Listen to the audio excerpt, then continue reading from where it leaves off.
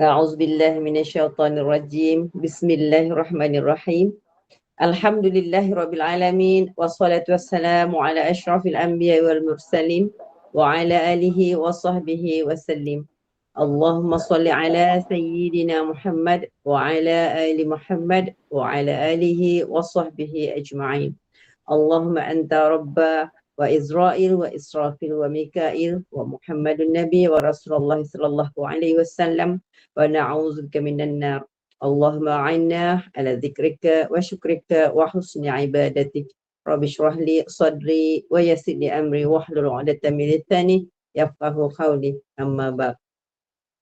Assalamualaikum warahmatullahi wabarakatuh. Salam sejahtera, salam ukhuwah kepada yang berbahagia Fadil Ustaz dan semua sahabat pencinta ilmu Allah yang dirahmati dan sentiasa dalam redha dan rahmat Allah yang menjadi pilihan Allah untuk duduk dalam majlis ilmu di taman-taman syurga pada malam ini. Syukur Alhamdulillah. Kuliah maghrib kita adalah daripada saluran Google Meet Gema Nur Iman yang dipimpin oleh Puan Hajah Rosniati binti Mansur dan ditadbir urus oleh seluruh ahli jawatankuasa Gema Nur Iman. Kuliah kita malam ini akan dipimpin oleh yang berbahagia Fadil Ustaz Abdul Hadi bin Johari dengan pengajian kita malam ini sambung daripada masih lagi dalam bab solat, masalah mu'afik dan masbuk. Bagi menambahkan keberkatan majlis, saya mohon ihsan Ustaz untuk memimpin bacaan umul kitab Al-Fatihah dan pahalanya kita hadiahkan kepada baginda Rasulullah sallallahu alaihi wasallam, keluarganya dan para sahabatnya, para anbiya, para solihin, alim ulama, guru-guru kita, ibu bapa kita, keluarga kita dan semua para muslimin dan muslimat semua yang masih hidup ataupun telah kembali ke rahmatullah. Al-Fatihah. أعوذ بالله من الشيطان الرجيم بسم الله الرحمن الرحيم الحمد لله رب العالمين الرحمن الرحيم مالك يوم الدين إياك نعبد وإياك نستعين اهدنا الصراط المستقيم صراط الذين أنعمت عليهم غير المغضوب عليهم ولا الضالين آمين. Assalamualaikum warahmatullahi ta'ala wabarakatuh. Alhamdulillahi rabbil alamin. Wassalatu wassalamu ala ashrafil anbiya'i wal mursalin. Wa ala alihi wa sahbihi ajma'in. Ashhadu an la ilaha illallah wahdahu la sharika lah. Wa ashhadu anna sayyidana Muhammadan abduhu wa rasuluh. Wa safiyuhu wa habibuhu ballagha risalah. Wa adda al-amanah wa nasaha lil ummah. وجاهد في سبيل الله حتى أتاه اليقين اللهم صل وسلم وبارك على سيدنا ومولانا محمد الفاتح لما أغلق والخاتم لما سبق ناصر الحق بالحق والهادي إلى صراطك المستقيم وعلى آله وصحبه حق قدره ومقداره العظيم أما بعد. Yang saya kasihi pengurusi dan seluruh ahli-ahli jawatan kuasa Gema Nur Iman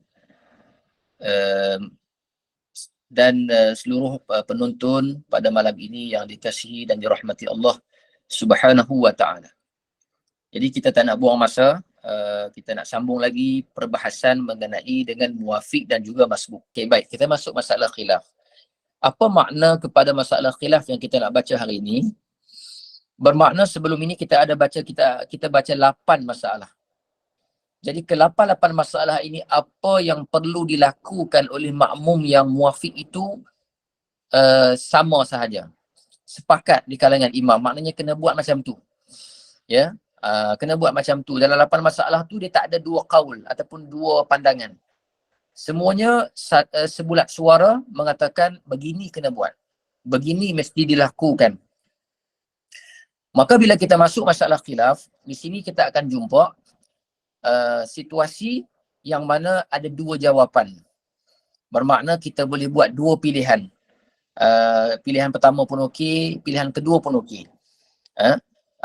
Khilaf di sini kita akan lihat yang banyak berlaku khilaf di sini ialah di antara Asy-Syaikh Ibnu Hajar dan juga Asy-Syaikh Ramli. Saya nak terang dulu siapa kedua-dua mereka ini. Yang pertamanya Syekh Ibnu Hajar ini dan juga Syekh Ramli.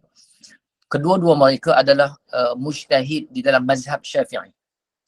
Mujtahid dengan makna mereka ini berhak untuk menyaring dan mentarjihkan. Mentarjih dengan makna memberatkan, memilih ataupun menggazetkan suatu-satu pandangan itu, walaupun tarjih, kita faham bila dah gazet satu je tak, dia akan jadi dua juga. Mengikut pendapat masing-masing lah. Cuma Syekh Ibn Hajar ini, dia diikuti di sebelah Nusantara. Ya. Dan juga di sebelah, kalau di sebelah negara Arab, diikuti di sebelah Mekah, ataupun dikatakan bumi Hijaz, Yaman, Hadramaut, kerana dia asal daripada sana. Dan kenapa pula ulama kita di pihak Nusantara ini banyak mengikuti ataupun memegang pandangan Ibn Hajar dalam mazhab Syafi'i? Kedua-duanya mazhab Syafi'i, ya. Ibn Hajar pun mazhab Syafi'i, Imam Ramli pun mazhab Syafi'i. Cuma di sebelah Nusantara kita terkesan dengan pandangan daripada Ibn Hajar, ataupun disebut dengan Ibn Hajar Al-Haythami. Ada satu lagi nama Ibn Hajar Al-Asqalani, yang tu pengarang Fathul Bari, syarah kepada Sahih Bukhari. Itu lain. Ini Ibn Hajar Al-Haythami ini dia dalam Syafi'i. Kita terpengaruh dengan pandangan dia dan banyak berpegang dengan pendapat beliau kerana beliau adalah kerana tok-tok guru kita di sebelah Patani, di sebelah Indonesia, di sebelah Malaysia, banyak belajar di Makkah dahulunya. Ya, Makkah, Yaman. Jadi oleh kerana pandangan sana cenderung dengan Ibn Hajar, maka mereka juga membawa balik pandangan Ibn Hajar. Jadi sebab itu kita Nusantara ini terkesan dengan pandangan Ibn Hajar. Tapi bukanlah bermakna kita tak boleh pilih pandangan Imam Ramli. Imam Ramli ataupun Syihab Ar-Ramli ini, beliau berasal daripada Mesir. Ya, berasal daripada Mesir dan menyebarkan fahaman mazhab Syafi'i mengikut ijtihadnya di Mesir. Jadi orang Mesir yang bermazhab Syafi'i maka akan memegang pandangan Al-Imam Syihab Ar-Ramli. Al-Imam Ar-Ramli, ya. Baik, Imam Ramli ini makamnya di Mesir, wafat di Mesir, dan kitab yang terbesar yang ditulis oleh Al-Imam Ar-Ramli ialah kitab Nihayatul Muhtaj, syarah kepada Mughni, syarah kepada Minhajul Talibin. Demikian juga kitab Ibn Hajar, kitabnya yang terbesar ialah Tuhfatul Muhtaj. Dua-duanya ada perkataan muhtaj. Tapi Imam Ramli, Nihayatul Muhtaj, Al-Imam Ibn Hajar, Tuhfatul Muhtaj. Dua-duanya agak sukar bahasa, ya. Ini peringkat tinggi lah kalau orang yang belajar mazhab Syafi'i. Kitab ini kitab yang susah, yang agak sulit, bahasanya agak rumit, ya, memerlukan kepada penelitian yang mendalam, kefahaman bahasa yang baik. Jadi kedua-dua kitab ini kitab yang besar. Imam Ramli ini saya ingat dalam beberapa tahun saya di Mesir dulu, dia punya makam, dia punya makam tu ada mendap sikit lah. Dia punya kawasan tu dia nak tanah macam nak runtuh sikit, maka dibuat pemindahan kubur, beberapa kubur termasuk kubur Al-Imam Ar-Ramli. Saya difahamkan sebahagian yang melihat pemindahan jenazah itu, Al-Imam Ar-Ramli ini dia jasadnya masih kukuh. Wafat sudah 500 hingga 600 tahun dah. Bahkan katanya janggut juga masih putih, kain kafannya juga masih lagi elok, masih lagi terpelihara. Ini mungkin sebahagian dari, bukan mungkin lah, memang tanda daripada kebesaran Allah Subhanahu Wa Taala zahirkan kepada sebahagian daripada kekasih-kekasih dia. Baik, itu saya sebutkan secara ringkas. Jadi kita akan jumpa nanti dalam masalah ini, diberikan satu permasalahan dalam masalah muwafiq, maka dia akan bagi tahu, Imam Ibn Hajar kata kena buat macam mana, Imam Ramli pula cakap buat macam mana. So jadi khilaf dekat situ. Baik, yang pertama, seorang muwafiq sembahyang jamaah bersama imamnya. Tiba-tiba ia tertidur di tasyahud awal. Oh, ini ganjil, ya. Susah nak jadi macam ni, tapi tak apalah kalau terjadi.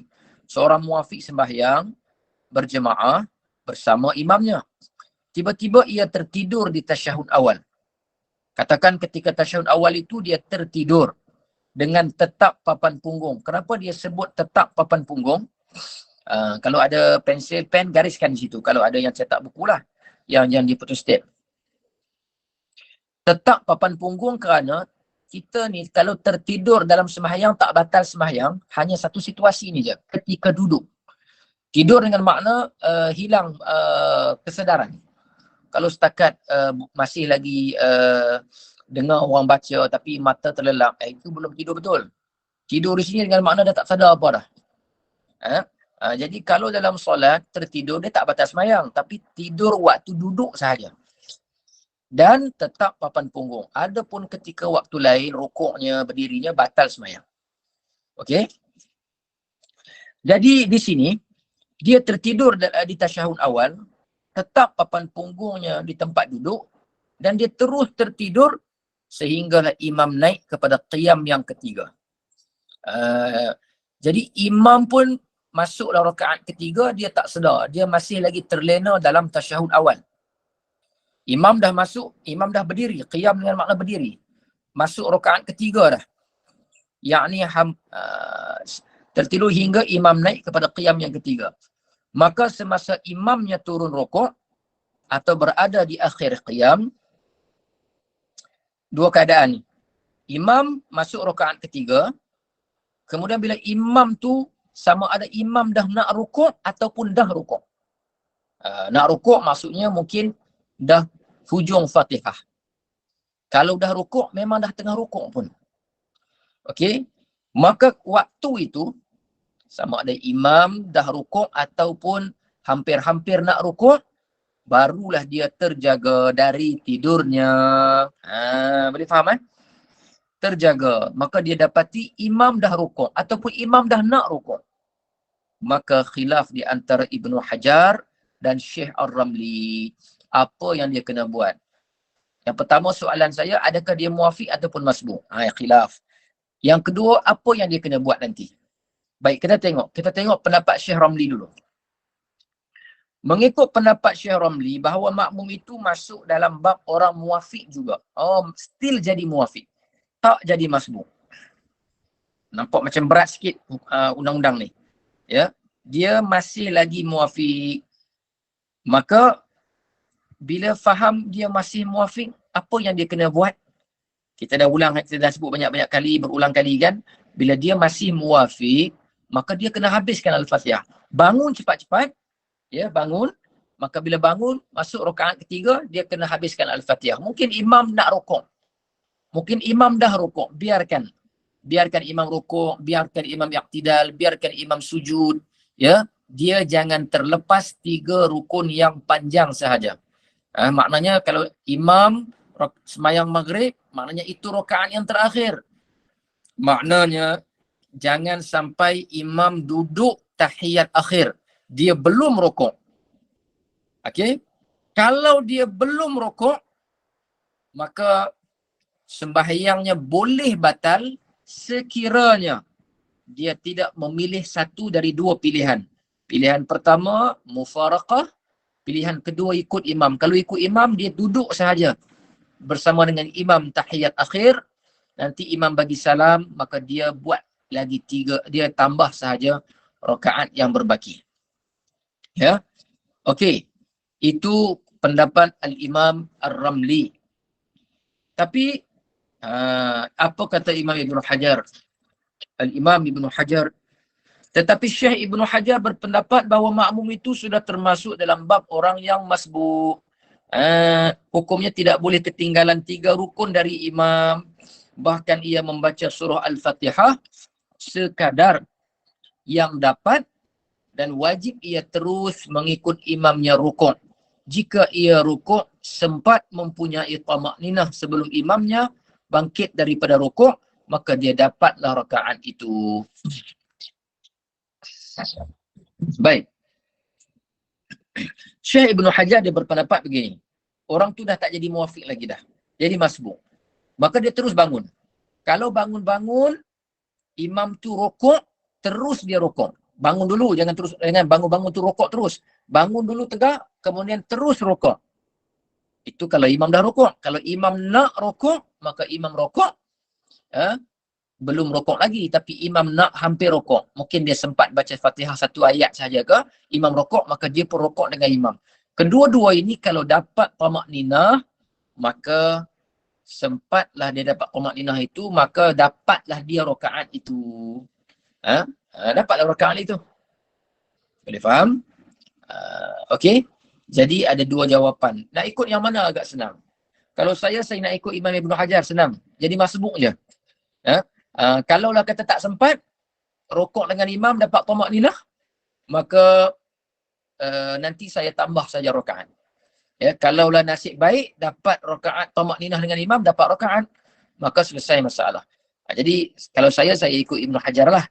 Kalau ada yang nak ikut Imam Ramli pun tak ada masalah. Nak ikut Imam Ibn Hajar pun tak ada masalah. Okey? Ini masalah khilaf yang pertama. Masuk masalah khilaf yang kedua. Seorang muafiq sembahyang berjemaah bersama imamnya. Bila imamnya bertakbir untuk qiyam, disangka takbir itu untuk duduk tasyahud awal. Dia pun duduk tasyahud awal. Kerana barangkali imam menyebutkan takbir bagi perpindahan rukun itu tidak lanjut sebagaimana yang disunatkan supaya dilanjutkan takbir itu. Atau makmum berada pada saf terkebelakang yang tidak dapat melihat imam. Atau makmum perempuan yang berada pada bilik yang lain. Ini tambahan syarah ni. Kalau ada yang tak ada dalam kitab perempuan tu, maknanya itu syarah saya tambah, tak apa, saya tak ada masalah pun, nanti tuliskan je. Baik. Saya bagi gambaran. Seorang muafiq sembahyang berjemaah bersama imamnya. Bila imamnya bertakbir untuk qiyam, disangkanya takbir itu duduk tasyahud awal. Dia pun duduk tasyahud awal. Baik. Kemudian dia mendengar pula imam bertakbir rukuk. Disangka takbir itu untuk berdiri dari tasyahud awal. Selepas itu barulah makmum tersebut sedar bahawa sebenarnya takbir imam itu rukuk. Macam mana nak bayang? Okey, baik. Kita bayang macam ni. Ada dua keadaan boleh bayang. Yang pertama, imam duduk di luar. Makmum dalam bilik. Kalau masjid kan boleh. Imam kat luar, makmum dalam bilik ke dalam ruang. Mungkin dia tak sedar. Tapi saya bagi contoh mudah macam ni. Sembahyang dalam blackout, gelap. Lagi senang nak faham kan? Okey. Maka sembahyang tiba-tiba gelap kerana blackout. Maka bila imamnya bertakbir untuk qiyam, disangkanya takbir itu untuk duduk tasyahud awal. Okey, bayangkan pejam mata. Duduk rakaat kita sedang imam sedang sujud yang kedua dalam rakaat yang kedua. Saya ulang, imam dan kita sendiri, kita sebagai makmum, imam dan makmum sedang sujud rakaat yang kedua dan sujud yang kedua. Okey? Maknanya, selepas dari sujud itu ada dua kemungkinan. Okey, beri perhatian. Ada dua kemungkinan. Kemungkinan yang pertama, imam mungkin duduk tasyahud awal. Okey? Kemungkinan yang kedua, imam mungkin bangun terus masuk rakaat ketiga. So ada dua kemungkinan. Kerana tasyahud awal bukannya rukun. Tasyahud awal bukannya wajib. Maka ada dua kemungkinan di situ. Maka imam pun tiba-tiba awal-awal sembahyang dalam cerah, dalam ada elektrik. Tiba-tiba waktu sujud yang kedua tu dan dalam rakaat yang kedua, sujud yang kedua, rakaat yang kedua, tiba-tiba elektrik terputus bekalan. Jadi imam pun kata Allahu Akbar. Sebenarnya imam tinggalkan tasyahud awal. Imam nak cepat. Mungkin sebab dia takut, dia tak disembahyang dalam gelap, dia terus bangun rakaat yang ketiga. Dia tak buat pun tasyahud awal. Tapi oleh kerana kita sebagai makmum dalam gelap, kita tak nampak dia bangun. Kita rasa dia duduk tasyahud awal. So kita pun duduk tasyahud awal. Boleh faham Kita pun duduk tasyahud awal. Sedangkan imam dah masuk rakaat ketiga. Dah berdiri sebenarnya. Kemudian, lanjut lagi dia mendengar pula imam bertakbir untuk rukuk. Disangkanya takbir itu untuk berdiri dari tasyahud awal. Kemudian imam pun Allahu Akbar.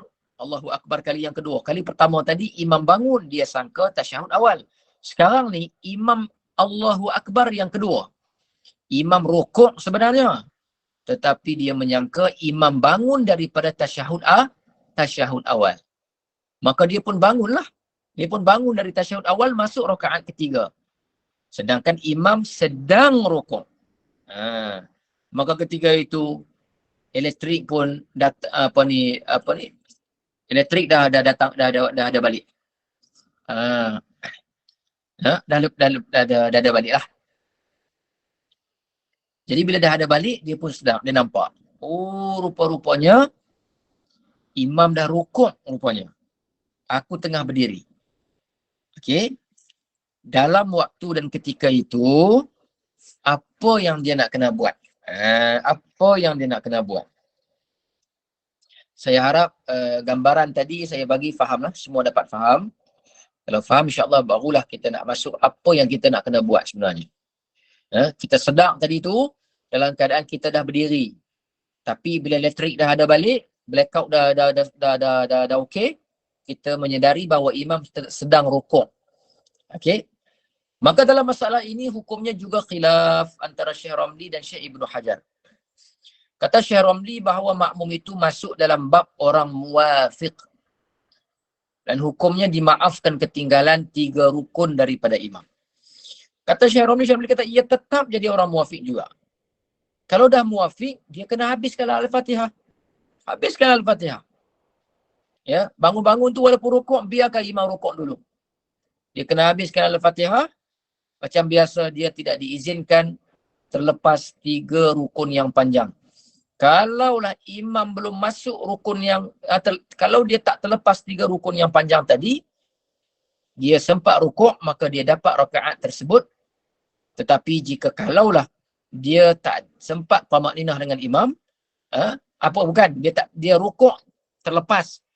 Mungkin imam dah masuk rukun yang seterusnya, terlepas 3 rukun yang panjang, maka dia macam biasa dia kena buat 2 keputusan sebagaimana yang kita diulang banyak kali tu. Sama ada mufaraqah ataupun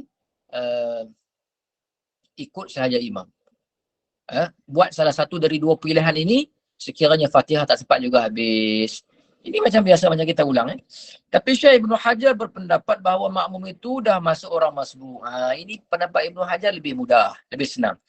Hukumnya tidak boleh ketinggalan 3 rukun. Bahkan ia membaca Al-Fatihah setakat mana yang dia dapat dan wajib ia mengikut imamnya rukuk. Rukuk je lah. Dia bangun-bangun, dia sedar-sedar tengok imam dah rukuk. Ataupun imam hampir rukuk. Kalau dia sempat baca Fatihah, bacalah 1-2 ayat. Kalau tak sempat, 1 ayat pun 1 ayat lah. Kalau tak sempat langsung, tak payah baca langsung. Rukuklah bersama dengan imam. Kalau dapat tamakninah, maka dia dapat rakaat itu. Kalau tidak, maka dia tak dapat, nanti tambah rakaat. Jadi faham ya? Jadi ada 2 pendapat di sini. Syekh Ramli kata dia masih muwafiq. Ibnu Hajar kata dia masih. Syekh Ibnu Hajar kata dia dah jadi masbuk. Jadi pendapat ini pun Syekh Ibnu Hajar lebih ringan, lebih mudah.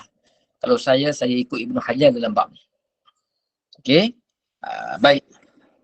Masalah khilaf yang ketiga. Seorang muwafiq sedang berjemaah dengan imamnya. Bersama-sama baca tasyahud awal. Imam duduk tasyahud awal, dia pun duduk tasyahud awal. Imam baca tasyahud awal, dia pun baca tasyahud awal. Apabila imamnya berdiri, yakni qiyam daripada tasyahud awal, makmum itu masih lagi belum selesai membaca tasyahudnya. Mungkin imam tu baca laju. At-tahiyyatul mubarakatus salawatut tayyibatu lillah. Assalamu alayka ayyuhan nabiyyu wa rahmatullahi wa barakatuh. Assalamu alayna wa ala ibadillahi salihin. Asyhadu an la ilaha illallah wa asyhadu anna Muhammadar Rasulullah. Allahumma salli ala sayyidina Muhammad. Allahu akbar, dibangun. Makmum ini tabiatnya lambat. At-tahiyyatul mubarakatus salawatut tayyibatu lillah. Sebenarnya kalaulah imam dah bangun, tahiyat awal tak habis lagi, dah tinggalkan tasyahud awal tu, ikut je imam. Tapi masalah dia ni, dia masih juga nak habiskan tasyahud awal. Imam dah masuk rakaat seterusnya, dia masih lagi nak habiskan walaupun imam dah berdiri. Baik. Bersama-sama baca tasyahud awal. Apabila imamnya sudah berdiri, yakni qiyam daripada tasyahud awal, masuk rakaat yang ketiga, makmum itu masih lagi belum selesai membaca tasyahudnya, tak habis juga tasyahud dia. Kerana barangkali ia belum selesai membaca tasyahud, maka didapati imamnya, bila dia dah habis baca tasyahud awal, dia pun berdiri, imam dah nak rukuk ataupun sudah pun rukuk. Mana-mana saja. Baik. Ketika itu, dia muafiq ke masbuk lagi, maka ada dua pendapat juga. Kan kita baca masalah khilaf, macam mana pun dia akan dua pendapat. Dia tak ada satu pendapat dah. Maka dalam masalah itu, kata Syekh Ramli, termasuk dalam bab orang muafiq juga, di mana ia dimaafkan ketinggalan 3 rukun, sebagaimana hukum di atas. Kata Syekh Ibnu Hajar, masalah itu tidak termasuk dalam bab orang muafiq. Okey. Syekh Ramli kata termasuk dalam bab muafiq, di mana dimaafkan macam biasa, habiskan Al-Fatihah, jangan ketinggalan 3 rukun yang panjang macam sebagaimana kita duk bahas sebelum ni. Ya. Kata Syekh Ibnu Hajar, masalah itu tidak termasuk dalam bab orang muafiq dan tidak dimaafkan ketinggalan 3 rukun daripada imamnya kerana dia meninggalkan bacaan dengan sengaja. Sedangkan dia tak boleh habiskan tasyahud awal tu. Tinggalkan, ikut sahaja imam. Ini penegasan daripada Ibnu Hajar. Hukumnya jika makmum itu dapat menyempurnakan bacaan Fatihahnya dan sempat rukuk sebelum imamnya turun kepada sujud, bahawa dia mendapat rakaat itu. Jika dia tidak sempat menghabiskan bacaan Fatihahnya sebelum imam turun kepada sujud, hendaklah ia niat mufaraqah dan hendaklah ia meneruskan sembahyangnya seorang diri. Yang ni dia bukan muafiq. Tapi nak kata masbuk pun tak juga. Sebab apa? Dia kena habiskan Fatihah sebelum imam turun sujud. Denda untuk dia kerana dia ini sengaja tak nak ikut imam, sedangkan tak perlu habiskan tahiyat awal. Tahiyat awal tu kan hukumnya sunat sahaja. Sunat pula sunat ab'ad. So dia tinggalkan sahaja, ikut sahaja imam, itu lebih aula. Tapi dia degil nak habiskan juga, maka dia dah ketinggalan. Maka bila dia ketinggalan, apa yang dia kena buat? Kata Ibnu Hajar, dia kena habiskan Fatihah. Fatihah itu mesti dihabiskan sebelum imam turun sujud. Kalau imam dah turun sujud, maka kalau dia tak habis juga Fatihah, dia kena niat mufaraqah. Kalau tak niat juga mufaraqah, sembahyang seorang diri, maka batal sembahyangnya. Baik. Sama lagi begitu juga hukumnya khilaf antara Syekh Ibnu Hajar dan Syekh Ramli. Jika orang muafiq sedang sembahyang jemaah dengan imamnya, tiba-tiba ia lupa bahawa ia mengikut imam. Semasa dalam sujud, baru ia teringat bahawa dia mengikut imam. Sebelum ia sempat berdiri qiyam daripada sujud, didapati imamnya telah pun rukuk ataupun hampir rukuk. Ini ada juga orang yang sembahyang, dia terlupa kata dia sembahyang jemaah. Ini masalah yang pelik-pelik. Khilaf seorang muafiq sedang sembahyang jemaah dengan imam, tiba-tiba dia terlupa bahawa dia mengikut imam. Dia sedang mengikut imam. Semasa dalam sujud, baru dia teringat bahawa dia mengikut imam. Sebelum ia sempat berdiri qiyam daripada sujud, dia dapati imamnya telah pun rukuk. Imam berdiri, dia sujud. Dia lupa. Masa sujud tu dia awal-awal dia terlupa. Kata dia sedang ikut imam. Waktu sujud itulah dia teringat, aku kan sembahyang jemaah. Maka dia terus bangun. Kerana imam kan dah bangun. Maka waktu bangun itu, didapati imam telah rukuk. Ataupun dekat-dekat nak rukuk dah. Fatihah dah nak habis dah. So apa nak kena buat?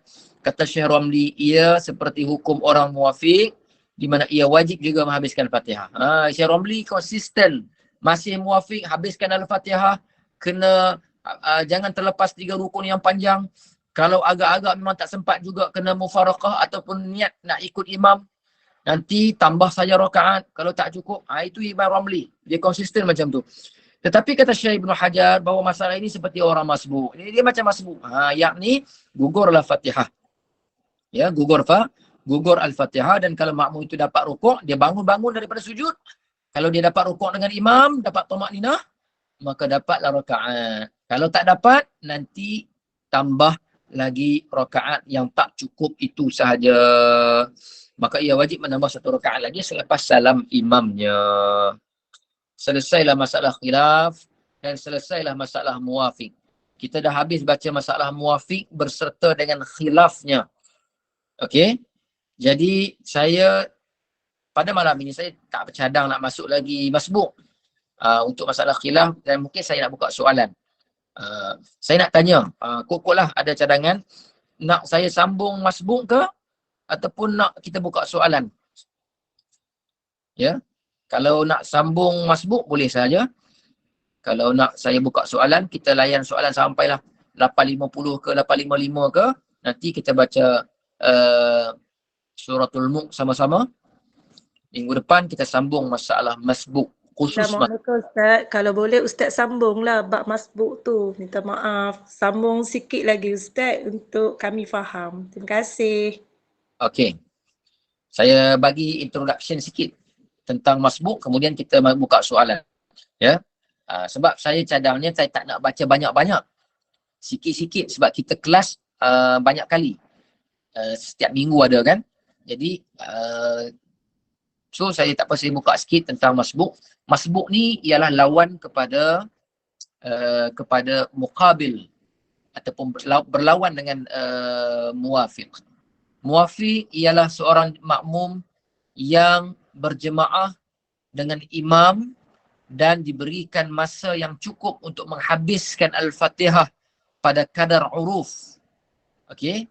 Masbuk lawan dia, iaitu seorang makmum yang berjemaah dengan imam dan tidak diberikan masa yang cukup untuk membaca Al-Fatihah pada kadar uruf sehinggalah imam rukuk. Lawan dia. Misalnya saya buat contoh, dia masuk bila tak kisah. Saya tegaskan banyak kali, ini isu masuk ni tak kisah bila pun. Janji imam dah berdiri, imam masih berdiri ataupun imam telah rukuk. Dua tu je. Waktu sujud kita tak nak bincang, waktu yang tidak tak nak bincang. Semua ini isu tak dapat rakaat. Ya. Baik. Masuk sahaja misalan imam dah habis baca Al-Fatihah, kita pun baru masuk jadi makmum, Allahu Akbar. Maka kita pun mula membaca Al-Fatihah. Kita pun tak tahu kita nak jadi masbuk ke muwafiq. Saya dah bagi tahu ulang kan sebelum ni 2-3 kali saya cakap, kita bila kita takbiratul ihram sahaja, kita pun tak tahu nasib kita nak jadi muwafiq ke masbuk. Macam serah diri je dekat imam. Kalau bila imam baca pendek kadang-kadang tak sempat, maka jadi muwafiq, masbuk lah kita. Kadang-kadang imam baca panjang, maka muwafiq lah kita. Okey. Bila dah kita takbiratul ihram, imam dah habis Fatihah. Tiba-tiba imam baca qul huwallahu ahad, Allahus samad, lam yalid wa lam yulad. Kita baca sempatlah 2 ayat, sempatlah 3 ayat daripada Al-Fatihah. Imam pun rukuk kerana suratul Ikhlas ataupun qul huwallahu ahad tu dah habis. Maka kita sebenarnya kita kena rukuk. Rukuk sahaja. Kerana apa? Kerana kita adalah masbuk. Masbuk hukumnya tak wajib habiskan Al-Fatihah. Ya, masbuk tak wajib habiskan Al-Fatihah. Jadi itulah kefahaman ringkas yang saya boleh bagi pada masalah masbuk. Saya insya-Allah pada minggu hadapan kita akan masuk penerangan tentang masalah-masalah yang berlaku dalam masbuk sebagaimana muwafiq 1, 2, 3, 4, 5 sampai 8. Nanti dia ada masalah khilaf berkenaan dengan masbuk. Sebab kalau saya explain hari ini juga, dia nanti dia macam tergantung. Ya. Dia tergantung dan menyebabkan kita maklumat yang hari ini kalau kita tak ingat betul, kita gagal untuk bawa maklumat minggu ini ke minggu hadapan, menyebabkan kita tak dapat tangkap masalah-masalah yang dibahaskan. Melainkan kelas ni sampai pukul 11, pukul 12 okeylah. Tapi saya lah pula tak larat nanti. Kan? Yang nak dengar pun tak larat. Jadi saya cadangkan masalah masbuk ni kita baca pada minggu hadapan. Ya, kita selesaikan satu-satu. Cukuplah kita tahu bahawa masbuk ini ialah makmum yang tak sempat menghabiskan Al-Fatihahnya, sedangkan ruang kerana apa? Kerana masa tidak mencukupi, dan Fatihah itu ialah pada kadar uruf, bukan yang terlambat sangat dan bukan yang cepat sangat. Kalau cepat dan dia sempat sekalipun, dia tetap akan jadi masbuk. Imam selepas tamat Al-Fatihah baca qul huwallahu ahad saja, dia baru masuk. tapi dia sempat habiskan Al-Fatihah. Ghalibnya, selalunya, Qul Wallahu Ahad tu kalau habis baca, kalau kita baca Fatihah secara sederhana, maka tak sempat habis. Tetapi dia memperlajukan, dia mempercepatkan Al-Fatihahnya, dia sambung terus. Maka sempat Fatihahnya habis. Itu tidak mengubah statusnya menjadi sebagai muwafiq. Walaupun sempat habis Fatihah. Kerana kita kira ialah bacaan kadar yang sederhana, bukannya yang laju. Maka dia tetap masbuk. Dia tak jadi muwafiq. Boleh faham Jadi sekarang 8.38. Saya nak buka soalan sampai pukul 8.50 ke macam tu. Saya jawab soalan. Tapi kalau boleh tanya berkenaan dengan muwafiq je dulu. Satu-satu yang kita belajar. Jangan keluar lagi tajuk lain, tajuk bab lain, masalah tek cicak ke, masalah basuh najis ke, nanti dulu. Kita fokus satu-satu berkenaan dengan apa yang kita bahas. Kalau kita selalu keluar tajuk, nanti kita tak fokus. InsyaAllah kalau habis ni, kalau ada masalah lain, saya buka soalan untuk masalah yang lain pula. Boleh Baik, saya buka. Kalau ada yang nak bertanya, dipersilakan dengan segala hormat. Assalamualaikum Ustaz. Waalaikumsalam. Ni nak tanya ni, makcik ni pun tak tahu macam mana ya. Dia macam ni, kata kita berimam. Sembahyang berimam. Lepas tu masa tahiyat akhir. Tahiyat akhir masa kita sama-sama sujud. Kita dengar macam imam tu Allahu Akbar. Kita ingatkan dia memang imam tu baca lambat. Dia orang tua baca lambat lah. Selokan kita pun biasa lambat. Tapi kita dengar macam dia kata Allahu Akbar. Kita ingat dia dah bangun nak duduk tahiyat akhir. Jadi kita bangun dulu. Lepas tu kita dah duduk. Tengok dia tak bangun lagi. Lepas tu kita nak mufarakah ke. Kita nak tunggu ke. Nak sujud balik ke. Takut tak boleh pula 2 kali jadi tambah pula. Tu macam mana? Baca hari tu masalah rukuk, sujud, kalau imam belum buat, kita terbuat dulu, kita kena buat balik. Kita sujud balik sahaja. Rukuk pun rukuk balik sahaja kerana dia tak jadi 2 kali kerana kita tersilap sangka kita dalam jamaah, memang dia akan jadi sujud 2 kali, rukuk 2 kali. Tapi dia tak dikira kerana kita buat dalam keadaan uzur, kesilapan. Tersilap, maka patah balik sahaja, ikut balik imam. Kalau kita terasa bersalah je lah, kita tak ada ilmu kan. Kita rasa niat mufarakah je macam mana? Jadi kita rasa kita ada bersalah. Mufarakah jadi boleh. Boleh lah ya. Kalau mufarakah sebab ni makruh. Dia tak batal sembahyang. Okay. Yelah sebab kita rasa dah tersilap kan. Kita tak ada ilmu lagi. Jadi kita niat je mufarakah. Sah lah kita semayang tu. Mufarakah kita dah tegaskan banyak kali. Mufarakah ini kalau tak ada sebab apa-apa makruh. Tapi kalau lah ada sebab, maka tak makruh. Terima kasih Ustaz. Sama-sama. Lagi soalan ada yang nak tanya? Assalamualaikum Ustaz. Waalaikumsalam warahmatullahi wabarakatuh. Dalam isu khilaf ni, kita boleh buat pilihan ni Ustaz, sama ada kita nak muafiq atau masbuk. Boleh. Ya, kedua-duanya yang saya sebut Al-Imam Ar-Ramli dan Al-Imam Ibn Hajar, kedua-duanya mujtahid tarjih disebut. Mujtahid at-tarjih. Mujtahid yang berhak menyaring dan menggezet keputusan di dalam mazhab kita Syafi'i. Jadi boleh dipilih mana-mana pun, sama ada memilih Ar-Ramli ataupun memilih Ibn Hajar Al-Haythami. Tidak ada masalah. Kata guru saya dulu, Syekh Abdul Hamid Tahir.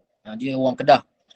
Ikutlah sama saja, dia kata Ibn Hajar pun boleh, Ar-Ramli pun boleh. Dua-duanya mujtahid yang sama taraf di dalam mazhab Syafi'i, mazhab Syafi'i. Okey, terima kasih Ustaz. Sama. Lagi soalan? Ada yang nak bertanya? Silakan.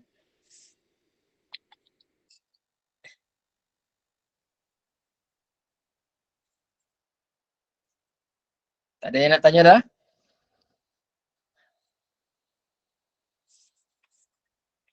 Saya tanya Ustaz. Ya, silakan. Rakaat ketiga, kita bangun, kita sama baca Fatihah dengan imam. Ya. Kita ni lambat sikit. Okey. Belum habis Fatihah, imam dah rokok. Boleh tak kita buat pilihan? kat situ boleh tak kita buat pilihan sama ada kita muafiq atau masbuk? Kalau masbuk kita ikut dia rokok, ataupun kalau muafiq kita habiskan Fatihah, tak tertinggal dari 3 rukun yang panjang lah. Boleh? Sebenarnya kalau bacaan kita lambat, dia sebenarnya standard kita ialah ini isu tak khilaf tau. Isu ni saya rasa bukan isu khilaf. Isu soalan yang puan tanya bukan isu khilaf.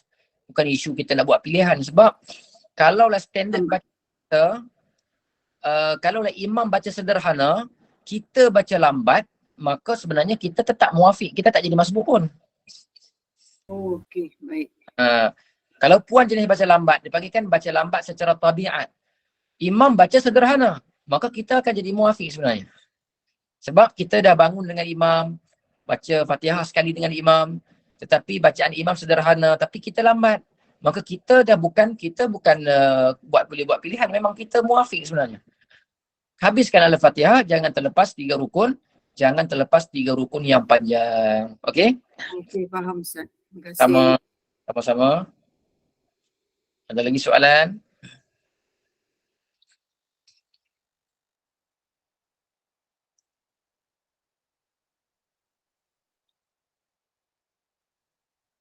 Ada lagi soalan? Ada yang nak bertanya? Dipersilakan. Assalamualaikum Ustaz. Waalaikumsalam. Biasa kita kalau dah semayang lepas main isyak ke apa kan kita tertidur. Ya. Maknanya bila kita terjaga tu kita dah kira dah boleh buat tahajud lah kan? Macam tu. Macam mana? Tahajud pun kan ke 23 malam. Macam mana tu Ustaz? Kadang kita ni dah bila dah keletihan, kita puasa ke apa kan, kita tertidur, lepas tu kita jaga pukul 10 ke macam tu. Macam tu dah boleh, kalau kita nak buat tahajud dah boleh lah kan, dah tidur kan Ustaz? Macam mana? Ya. Dia tahajud kena tidur dulu. So kalau dah tidur, ya. Kalau dah tidur, dah boleh kena buat. Kerana untuk disebut tahajud ini kena tidur walaupun sebentar. Ya. Tak kira time tu pukul berapa? Pukul 10 ke 11 pun kita dah boleh buat tahajud Dah boleh. Dah boleh dah. Sebenarnya tahajud ni kita bangun lepas tidur kan? Tajam tu kena melepasi 1/3 malam lah. Maknanya kalau sebelum kita tidur ke pukul 12 ke pukul 12 lebih tu kita dah boleh buat lah dah boleh buat apa qiyamul apa semula tu. Ya, boleh. Tak, yang macam kita solat taubat, solat apa tu? Solat apa hajat ke apa tu, kalau dah lepas sebab masa kata tadi lepas tu kan dah kira tahajud ke apa tu, macam mana tu? Dia anggap tahajud ke apa tu? Tak nama tahajud. Ya? Kalau tak tidur tak nama tahajud. Tak faham. Macam mana tu? Kalau tak tidur langsung dia tak nama tahajud. Dah tidur lah, maknanya kalau pukul 10 kita jaga kan. Lepas tu sebelum tidur balik tu kita maknanya pukul 11, 12 ke kita nak dah kira macam kita buat, maknanya yang kita solat taubat ke solat apa-apalah tu, maknanya dia kira tahajud ke ataupun khas tahajud tu, tahajud 2 rakaat tu je. Macam mana? Malam dan juga syarat dia malam kalau kita bangun nama tahajud lah. Cuma saya beritahu tadi yang afdal. Yalah afdal. Afdal 1/3 malam lah tu. Ya. Biasa pukul 4, pukul 4, pukul 5, pukul 4 lebih ke 4, pukul 3 lebih tu maknanya okey lah kan. 1/3. 1/3 Lepas 1/3 malam. Lepas 1/3 malam. Lepas tu malam kemudian bagi lepas 1/3 malam. Okey. Mesti kita yang kata yang tahajud, niat tahajud je tu lah. Ataupun kalau tu macam kita solat taubat, tak kira ke itu tahajud? Macam tahajud, macam mana? Bangun selepas tidur, bangun solat selepas tidur pada waktu malam tak perlu niat, memang dia akan jadi tahajud. Tak perlu niat tahajud tu lah. Maknanya kita niat solat apa-apalah. Maknanya macam apa-apa kita nak buat tu, dia kira tahajud lah tu Tahajud sebenarnya, tak perlu niat. Memang tahajud, bangun selepas tidur namanya tahajud. Dalam Quran katakan, maksudnya perbuatan kita itu dah dinamakan tahajud.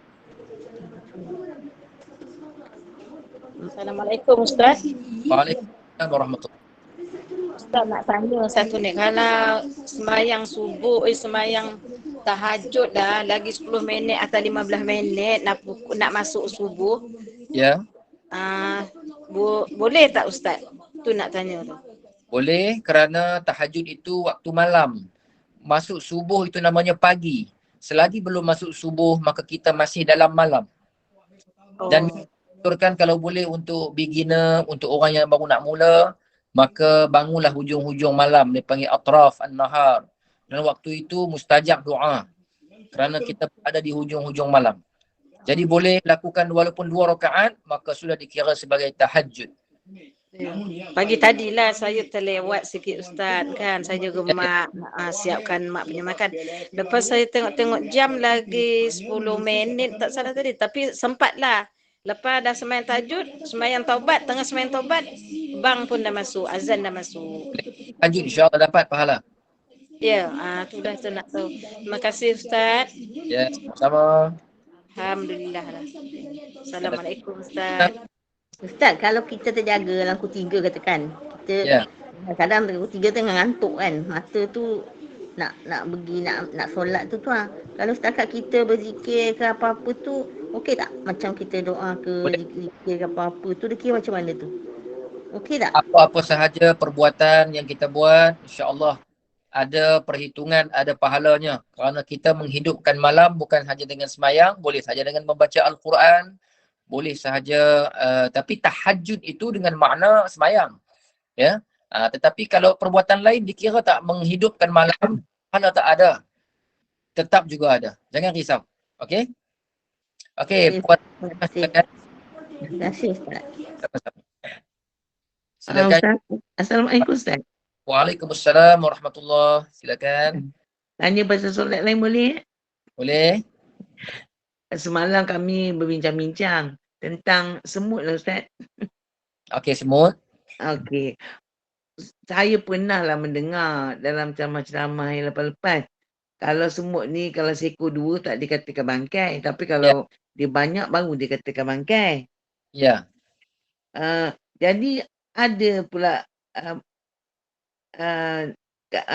keterangan lain pula mengatakan, tapi kalau kita dah semayang, lepas tu kita raba dalam poket kita, adalah seekor semut mati. Itu bangkai ke Ustaz? Bangkai. Dia tak perlu banyak, sikit pun bangkai. Walaupun seekor? Ya. Macam inilah. Sebenarnya itu pendapat yang muktamad dalam mazhab Syafi'i, maka mesti diulang semayang. Saya malam ni saya nak share dengan penonton, ada satu pendapat, iaitu pendapat itu bukan pendapat mazhab Syafi'i, tetapi dia pendapat Imam Nawawi. Kalau dalam istilah fiqh disebut ikhtiyarat, pendapat peribadi Imam Nawawi rahimahullahu ta'ala. Okey? Pendapat peribadi ini, kalaulah setelah selesai salat didapati ada najis ke, walaupun najis itu kita tahu kata dia ada sebelum solat lagi, tapi sedar selepas solat, ataupun seumpama masalah tadi semut kan, jadi boleh bertaklid dengan pendapat dipanggil ikhtiar, pandangan Imam Nawawi tadi yang mengatakan tidak batal semayang dan tak perlu diulang. Ya.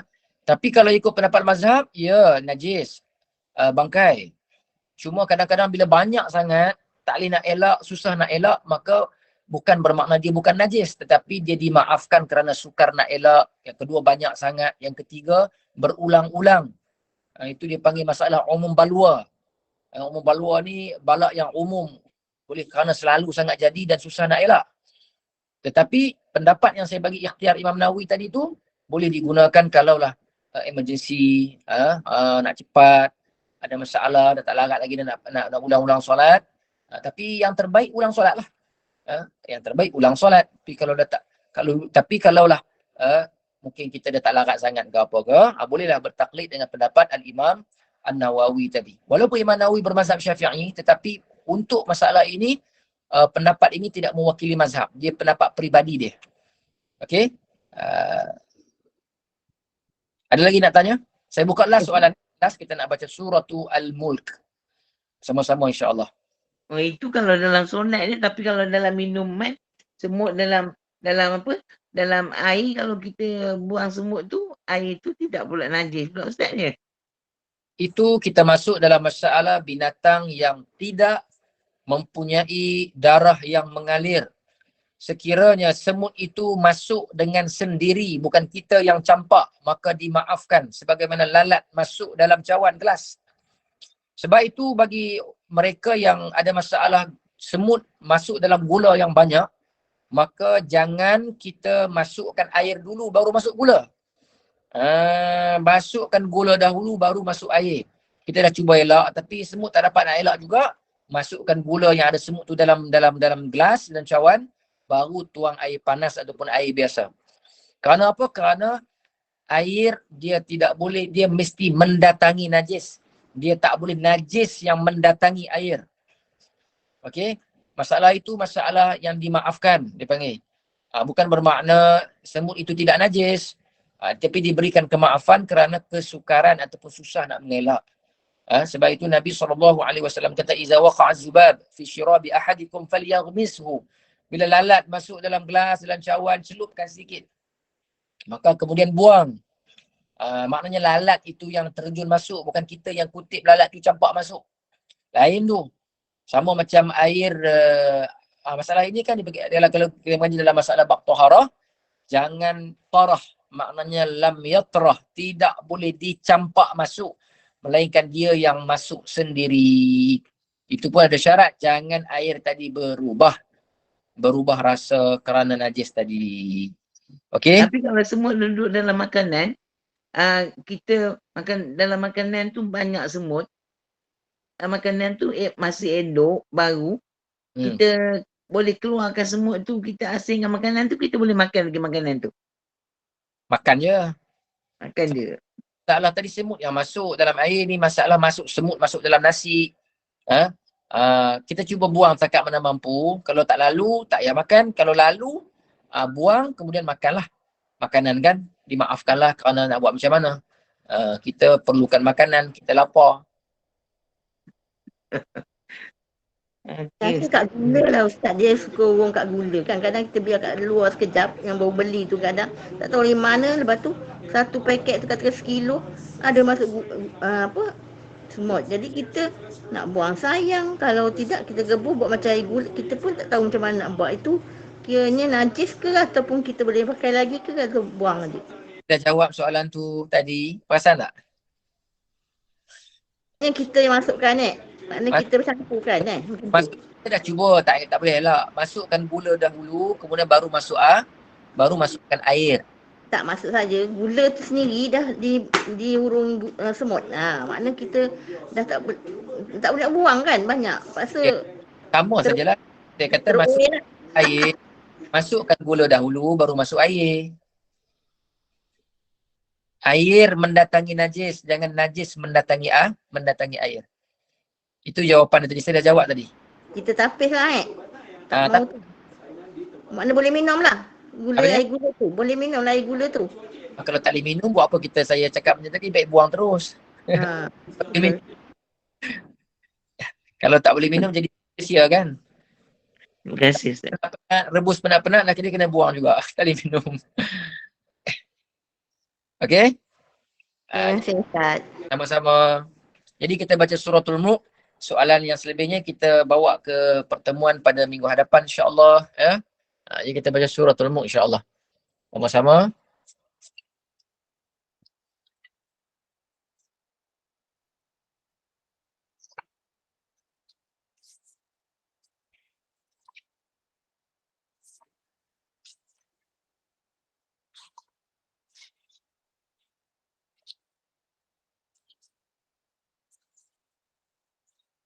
Baik, a'udzu billahi minasyaitonir rajim.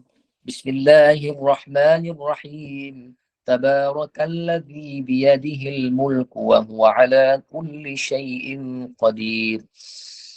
الذي خلق الموت والحياة ليبلوكم أيكم أحسن عملا وهو العزيز الغفور الذي خلق 7 سماوات طباقا ما ترى في خلق الرحمن من تفاوت فارجع البصر هل ترى من فطور ثم ارجع البصر كرتين ينقلب إليك البصر خاسئا وهو حسير ولقد زينا السماء الدنيا بمصابيح وجعلناها رجوما للشياطين وأعتدنا لهم عذاب السعير وللذين كفروا بربهم عذاب جهنم وبئس المصير إذا ألقوا فيها سمعوا لها شهيقا وهي تفور تكاد تميز من الغيظ كلما ألقي فيها فوج سألهم خزنتها ألم يأتكم نذير قالوا بلى قد جاءنا نذير فكذبنا وقلنا ما نزل الله من شيء إن أنتم إلا في ضلال كبير وقالوا لو كنا نسمع أو نعقل ما كنا في أصحاب السعير فاعترفوا بذنبهم فسحقا لأصحاب السعير إن الذين يخشون ربهم بالغيب لهم مغفرة وأجر كبير وأسروا قولكم أو اجهروا به إنه عليم بذات الصدور ألا يعلم من خلق وهو اللطيف الخبير هو الذي جعل لكم الأرض ذلولا فامشوا في مناكبها وكلوا من رزقه وإليه النشور أأمنتم من في السماء أن يخسف بكم الأرض فإذا هي تمور أم أمنتم من في السماء أن يرسل عليكم حاصبا فستعلمون كيف نذير ولقد كذب الذين من قبلهم فكيف كان نكير أولم يروا إلى الطير فوقهم صافات ويقبض ما يمسكهن إلا الرحمن إنه بكل شيء بصير أمن هذا الذي هو جود لكم ينصركم من دون الرحمن إن الكافرون إلا في غرور أمن هذا الذي يرزقكم إن أمسك رزقه بل لجوا في عتو ونفور أفمن يمشي مكبا على وجهه أهدى أمن يمشي سويا على صراط مستقيم قل هو الذي أنشأكم وجعل لكم السمع والأبصار والأفئدة قليلا ما تشكرون قل هو الذي ذرأكم في الأرض وإليه تحشرون ويقولون متى هذا الوعد إن كنتم صادقين قل إنما العلم عند الله وإنما أنا نذير مبين فلما رأوه زلفة سيئت وجوه الذين كفروا وقيل هذا الذي كنتم به تدعون قل أرأيتم إن أهلكني الله ومن معي أو رحمنا فمن يجير الكافرين من عذاب أليم قل هو الرحمن آمنا به وعليه توكلنا فستعلمون من هو في ضلال مبين قل أرأيتم إن أصبح ماؤكم غورا فمن يأتيكم بماء معين صدق الله العظيم Bismillahirrahmanirrahim. Alhamdulillahi rabbil alamin wassalatu wassalamu ala asyrafil anbiya'i wal mursalin wa ala alihi wa sahbihi ajma'in. Allahumma ighfir lana dhunubana wa liwalidina warhamhum kama rabbawna shighara wa li jami'il muslimina wal muslimat wal mu'minina wal mu'minat al ahya'i minhum wal amwat.